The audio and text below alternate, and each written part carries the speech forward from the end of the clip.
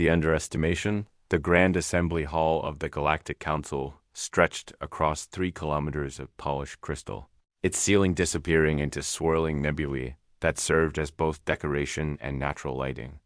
Representatives from 47 different species sat in hovering pods, their various forms creating a rainbow of colors and shapes that would have amazed any human observer.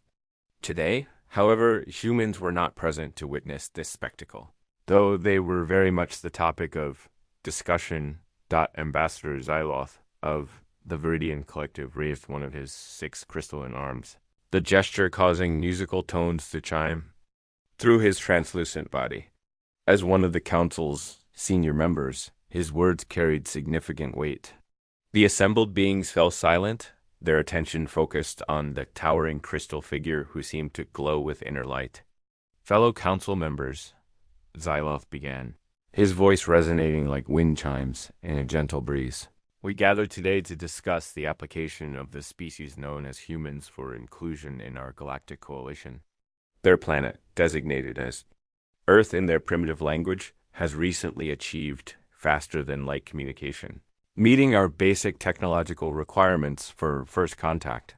Professor Nimdar, an elderly representative of the peaceful Aldri species, shifted in his pod. His small bird-like frame was draped in flowing robes that changed color with his emotions, currently displaying calm blue hues with hints of curiosity. Yellow. Ambassador Xyloth. Our preliminary biological scans of these humans reveal some concerning limitations. Their neural pathways appear to be carbon-based and relatively slow. Their reaction times, based on our models, should be significantly inferior to most coalition species. General Kextar of the Bordak Empire snorted, a sound that came out as a low rumble through his massive, armor-plated form, standing nearly 3 meters tall with 4 powerful arms and skin like living metal. He represented one of the coalition's primary military forces. Slow reactions mean slow thinking, he growled, his voice carrying the weight of countless battles. These humans survived by hiding in caves and using primitive tools. They lacked the reflexes necessary for modern galactic society. A murmur of agreement rippled through the assembly. The Kefalani representative, whose people could process information at quantum speeds through their cybernetic neural networks, added their electronic voice to the discussion. Our calculations suggest human brain processing speed is approximately 847% slower than coalition standard. Integration would require significant technological augmentation. Ambassador Xyloth's crystalline form brightened slightly, indicating his growing interest in the debate. While these concerns have merit, I propose we conduct actual testing rather than relying solely on biological projections. The humans have agreed to send representatives for formal evaluation. Perhaps we should measure their capabilities directly before making final judgments. The suggestion created a stir throughout the assembly. Direct testing of primitive species was unusual, but not unprecedented. Professor Nimdar's robes shifted to contemplative orange as he considered the proposal.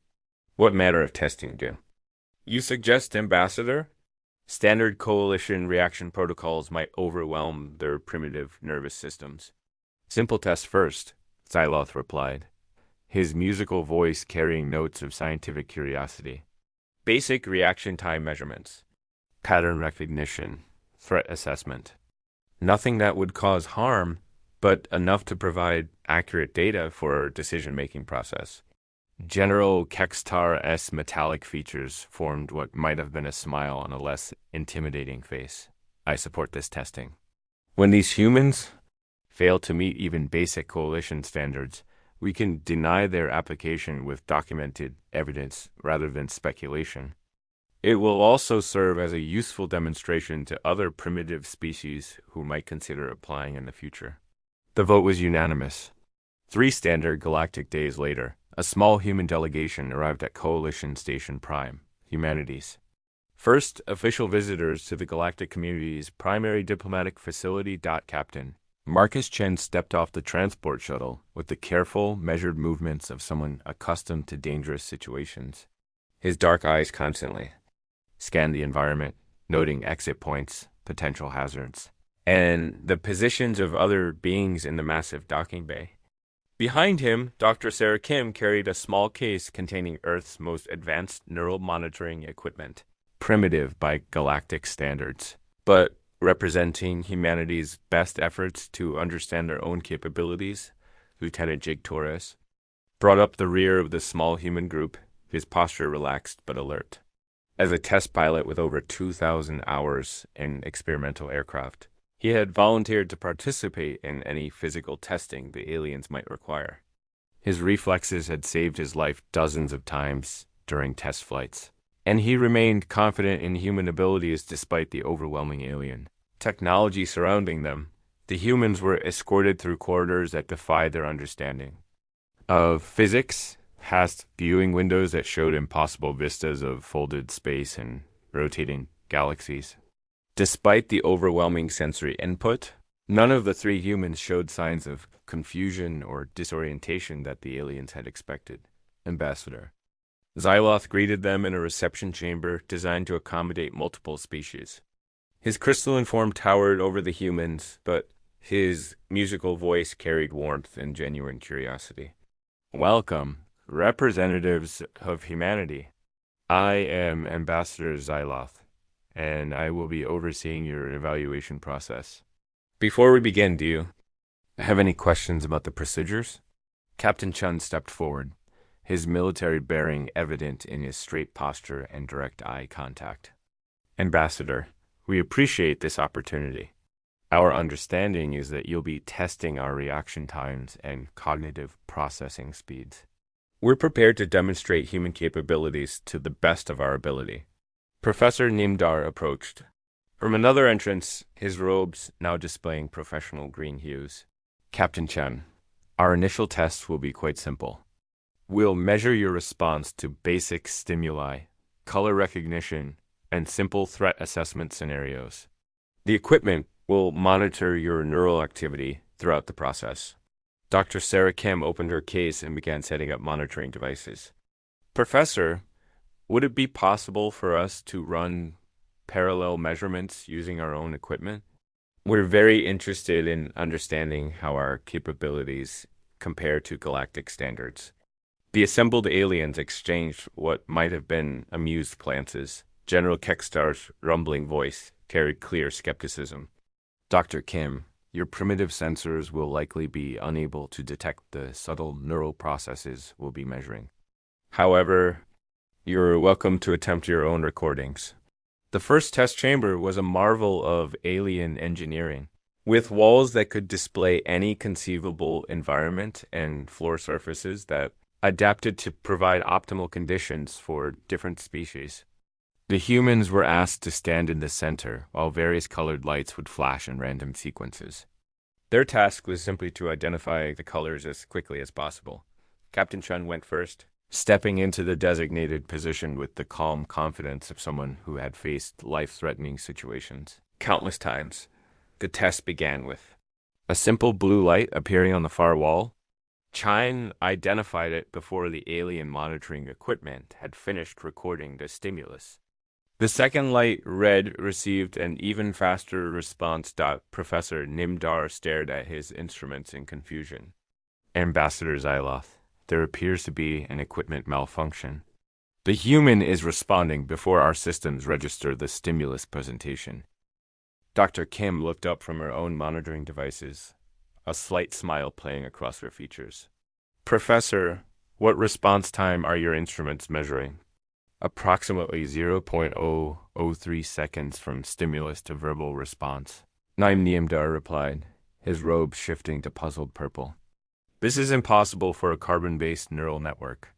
Even our fastest coalition species require at least 0.08 seconds for similar tasks. Lieutenant Torres stepped forward. May I try the next test?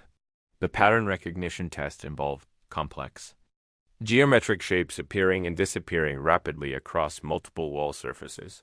Coalition species typically required several seconds to identify and track all the patterns. Torres not only identified every pattern, but predicted where the next shapes would appear based on the emerging sequence. General Kekstar armor plating. shifted and reconfigured as his body language expressed growing confusion. How are they processing information this quickly? Their brain scans show neural activity consistent with our projections, but their performance is impossible. Ambassador Xyloth's crystalline body began glowing brighter, a sign of intense intellectual excitement.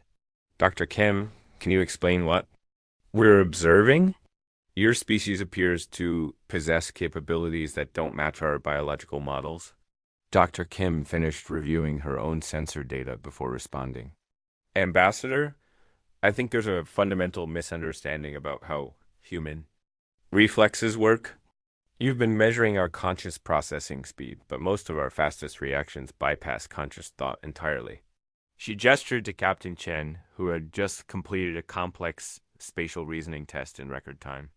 Captain Chen is a former emergency responder. He spent years in situations where microseconds meant the difference between life and death. His reflexes have been trained through extreme necessity. But how is this possible? Professor Nimdar asked, his robes now cycling through multiple colors of confusion and curiosity. Your neural pathways should create inherent delays. Earth is what you might call an unusually dangerous planet, Dr. Kim explained. We evolved in an environment where immediate responses to threats were essential for survival. Our reflexes developed to work faster than conscious thought. When Captain Chen sees a threat, his body responds before his mind finishes processing what he is seeing. Lieutenant Torres nodded in agreement. In test flying, we call it getting ahead of the aircraft. You react to situations before they fully develop because waiting for complete information gets you killed. The alien observers fell silent as they processed this information. Ambassador Xyloth's glow had reached almost blinding intensity. You're suggesting that your species has evolved reflexes that operate independently of conscious neural processing? Not just reflexes, Captain Chun added. Pattern recognition, threat assessment, spatial awareness. On Earth, these abilities mean survival. We've had millions of years to develop them while living alongside predators, natural disasters, and environmental hazards that would challenge any species. General Kekstar's massive form leaned forward. I find this difficult to accept. If humans possess such capabilities, why do your brain scans show such slow neural activity? Dr. Kim smiled. Because you're measuring the wrong thing. You're looking at our deliberate, conscious thought processes. But our fastest reactions happen in neural pathways that evolved long before we developed complex reasoning. They're older, more direct, and much faster than anything we do consciously. The implications began to dawn on the assembled aliens. A species that could react faster than conscious thought, that had evolved in an environment requiring split-second survival decisions, represented something entirely new in their experience. Ambassador Xyloth turned to address the other observers. I believe we need to design more comprehensive tests. We've been measuring human capabilities based on our own cognitive models. But it appears we've been examining the wrong aspects of their neurology entirely. Professor Nimdar's robes had settled into steady gold, indicating deep fascination. Dr. Kim, would your people be willing to participate in more complex scenarios? We have combat simulations and crisis management tests that are used to evaluate our military personnel. Captain Chen exchanged glances with his companions. Professor, we'd be honored to demonstrate human capabilities in more challenging situations. Just remember, we've spent our entire evolutionary history preparing for exactly these kinds of tests. Asterisk the revelation. The advanced testing facility occupied an entire section of Coalition Station Prime. Its chambers capable of simulating environments and challenges from across the galaxy. As the human delegation was escorted through corridors lined with observation windows, they could see other species undergoing various trials. The scale and sophistication of the testing equipment dwarfed anything on Earth, yet the three humans showed no signs of intimidation. General Kekstar led them to the primary combat simulation chamber, his massive armored form moving with surprising grace. This facility tests reaction time, tactical thinking, and crisis management under extreme pressure, he explained, his voice carrying notes of professional respect that hadn't been present during their first meeting. Our best military personnel consider these simulations extremely challenging. The chamber itself defied human understanding of physics. Walls that could become solid or transparent at will, gravity that could shift direction or intensity, and holographic projections indistinguishable from reality created an environment where anything was possible. Lieutenant Torres whistled softly as he examined the space. Impressive, he said simply. What's the scenario? Professor Nemdar consulted a floating display that materialized near his robes, now colored with scientific excitement. You'll face a series of escalating challenges. Multiple threats appearing simultaneously, environmental hazards, rescue scenarios, and tactical puzzles. The simulation adapts to your performance level, becoming more difficult as you succeed. Dr. Kim finished, calibrating her monitoring equipment. How do coalition species typically perform in these tests? Ambassador Xylos' crystalline form chimed softly. Our best performers complete approximately 60% of the scenarios before the difficulty exceeds their capabilities. The record is held by General Kekstar himself, who achieved 73% completion during his military evaluation. General Kekstar's armor plates shifted in what the humans were learning to recognize as modest pride. That record has stood for 47 years. The simulation becomes exponentially more difficult with each level. Captain Chen stepped into the simulation chamber with the same calm confidence he'd shown throughout the testing process. The first scenario materialized around him, a burning building with multiple trapped individuals. Structural collapse imminent, limited time for rescue decisions, the watching aliens' expected deliberation, careful analysis of the situation, methodical planning. Instead, Chun moved immediately. He assessed the structural integrity while running, identified the most efficient rescue sequence while dodging falling debris, and began extractions before the simulation's timer had finished its first countdown. Impossible.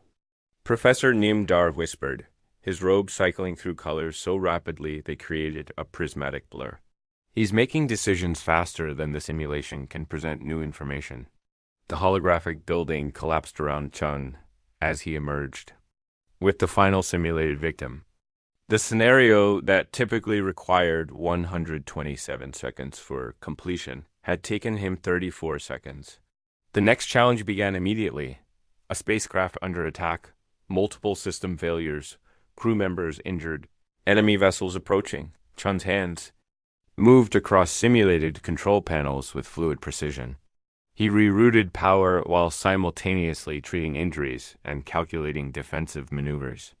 His responses to each crisis seemed to anticipate problems before they fully manifested. Dr. Kim watched her monitoring devices with growing excitement. His brain activity is fascinating. The conscious reasoning centers are active, but the primary responses are coming from much older neural structures. He's literally thinking with reflexes that developed over millions of years of survival pressure. Lieutenant Torres observed intently from the viewing area. He's not just reacting to what's happening now. He's reacting to what will happen based on pattern recognition developed through years of emergency response. The simulation continued escalating. Chun faced scenarios that combined combat, rescue operations, environmental disasters, and tactical challenges simultaneously. Each level introduced complications that would overwhelm most beings' ability to process information. Yet Chun continued, adapting. His responses becoming more fluid as the challenges increased. General Kekstar's armor had reconfigured itself into what the humans recognized as an expression of profound amazement. He's reached level 94. No coalition species has ever progressed beyond level 80. Asterisk. Ambassador Xylos' glow had reached unprecedented intensity. The simulation is generating scenarios faster than its normal processing speed, trying to challenge him. It's adapting to his capabilities rather than following standard protocols. The final scenario was unlike anything the Coalition had ever created. Multiple simultaneous crises across different environments, each requiring split-second decisions with incomplete information.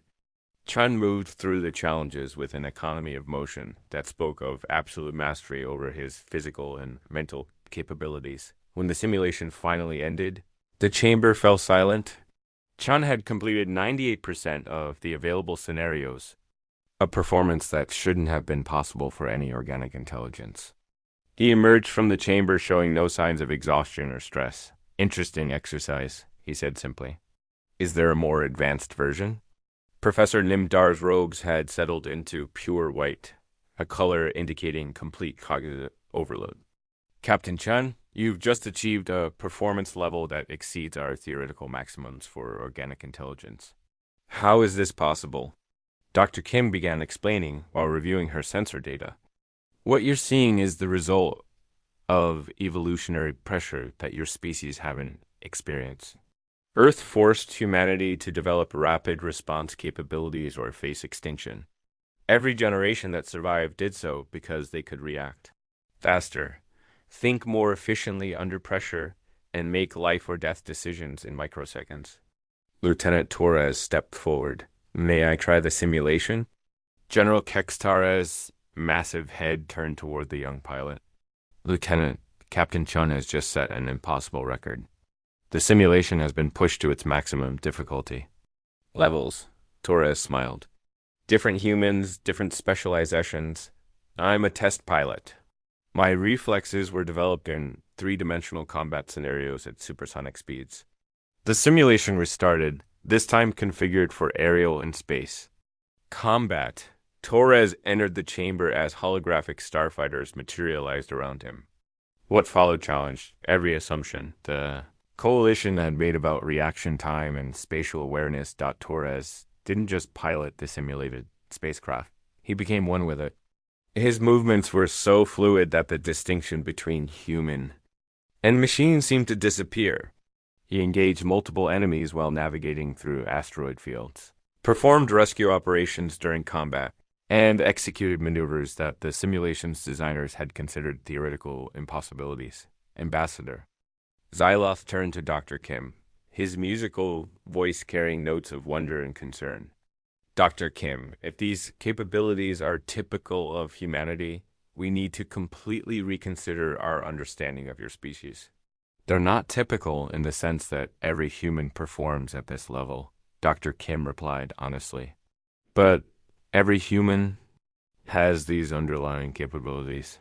Captain Chen and Lieutenant Torres represent what happens when humans are placed in situations that fully develop their potential. Professor Nimdar had recovered enough to speak coherently.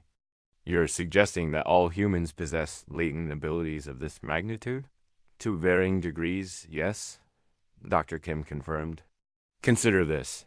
Every human who survived to adulthood on Earth did so despite facing predators, natural disasters, accidents, and countless split-second survival challenges. Our entire species represents the genetic descendants of beings who could think and react fast enough to survive in one of the galaxy's most dangerous environments." General Kexar stood slowly, his armor reconfiguring into what the humans had learned to recognize as formal respect. "Dr. Kim, are you telling us that humanity evolved in an environment that was essentially a continuous survival test?" "That's exactly what I'm telling you," she replied. "And every human alive today carries the genetic heritage of millions of generations who passed that test." The implications rippled through the assembled aliens like shockwaves.